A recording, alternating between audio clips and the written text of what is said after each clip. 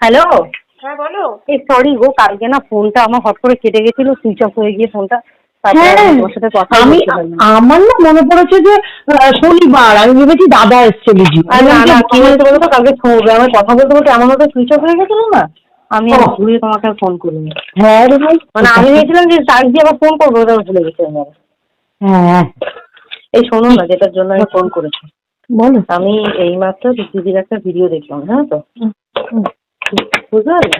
হ্যাঁ ভিডিওতে আমাকে পিঞ্চ করে বলছে যে মানে ওনার চ্যানেল থেকে যে লাইভটা অ্যারেঞ্জ করা হয়েছে, সেটা মানে প্রথমে তো শুধু তাকে বললো যে এটা তো তোর যে একটা গাত্রদাহ, বুঝতে পেরেছি। আবার অনেকেরও বুঝতে পারছি যে আমার চ্যানেল থেকে লাইভ হয়েছে বলে অনেকেরই প্রবলেম হচ্ছে, সেটা তাদের অক্ষমতা, যে তারা বুঝতেই পারেনি। আমার নাকি প্রবলেম হচ্ছে ওনার চ্যানেল থেকে লাইভ হয়েছে এই কারণে।